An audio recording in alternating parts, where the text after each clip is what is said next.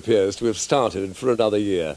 But for some people, it's a year-round job. The region's biggest shopping centre switches on its lights on Monday, and it's the culmination of months of work by a local firm whose decorations bring festive cheer to retail complexes all over Europe. Sue Drummond has been behind the scenes to watch them work their magic.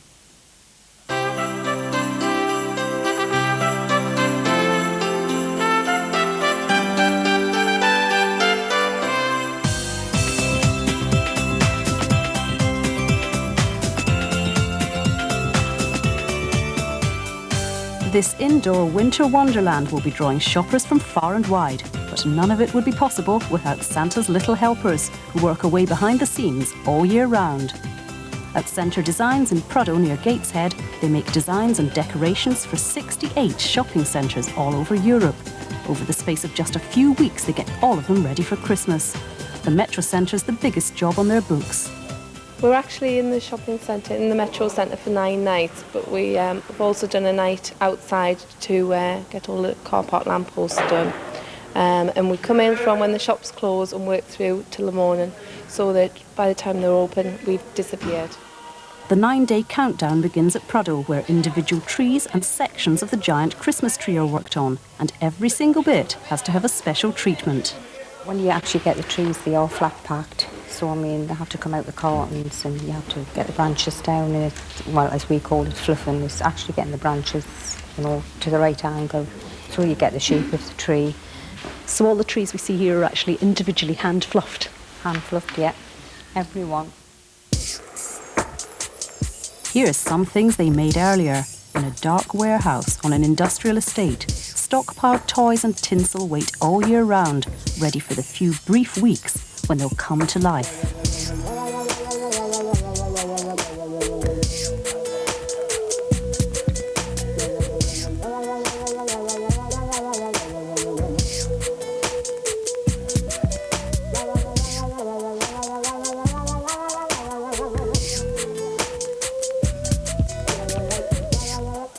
Back at base, they're still fluffing like mad. Then the tree sections are loosely packed into cartons, and the first truckload of the night rumbles off to its destination. I think when you go out and you actually go into the shopping centre and you're installing it, and you see, you know, the stuff going up, it makes it all worthwhile. But what will the public think of it? Keeping an eye on everything is company founder Peter Mason.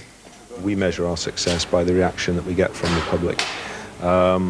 The idea of spending considerable sums of money with our clients on creating these Christmas spectaculars is to give the public an atmosphere that they feel comfortable in, that they want to return to, that they see something that they wish to pass around word of mouth, which will encourage other people to come, and in that way our clients benefit, the retailers benefit, and that's what it's all about. The airborne decorations are already up in the town square area, and now they're taking delivery of the giant tree, plus assorted bells and bows, dozens of them.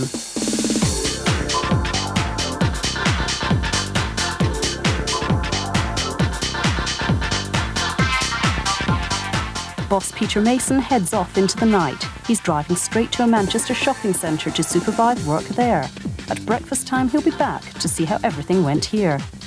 Meanwhile, the workers putting up the tree put on a little music to keep them going through a wet winter's night.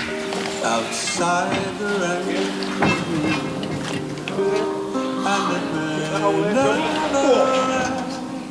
Remember what a hassle it is every year threading Christmas decorations?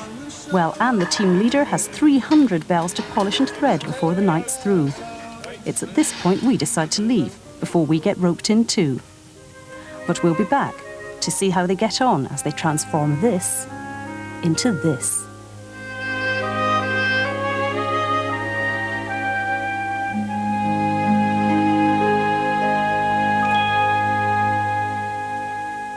And on Monday, we'll be back at the Metrocentre, not only to see them putting the finishing touches to that Christmas display, but also for the live switch-on of this year's Christmas lights. Well, that's to come on Monday. Decorations for this and other centres around Europe.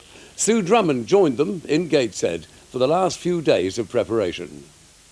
It was the night before Christmas, and all through the house not a creature was stirring, except for the security guards, the cleaners and a whole team of decorators. But these are no ordinary decorators, and they're bringing Christmas magic to the Metrocentre. When we last saw the team, they were hoping to finish the giant Christmas tree in a night, but they didn't quite make it. A vital bit of the tree got left behind. And now that's been sorted, they've got a whole village to build. The theme is a Christmas village. It features the metronomes. Each of them have got their own shops.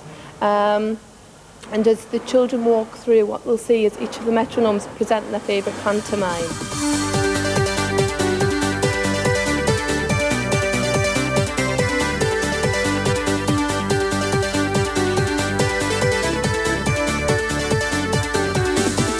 And after all that's done, they've got to start on this square, eventually.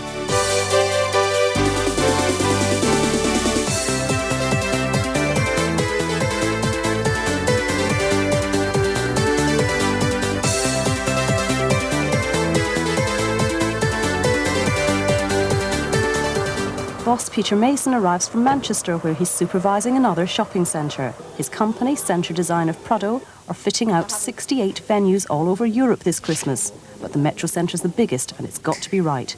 But he hasn't just got this Christmas on his mind.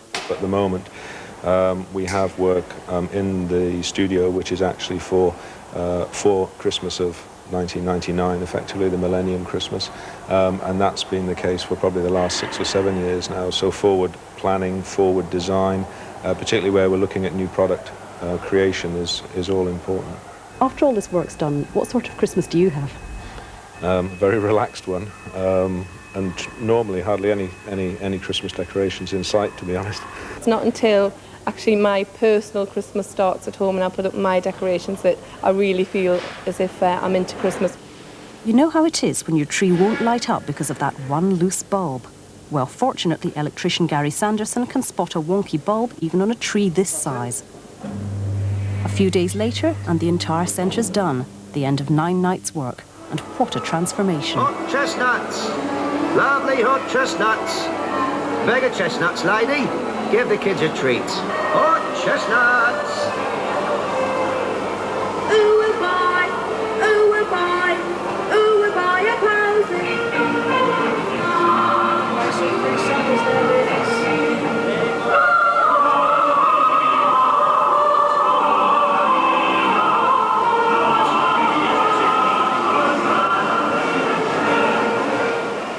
I think I'm going to go to sleep for a few days.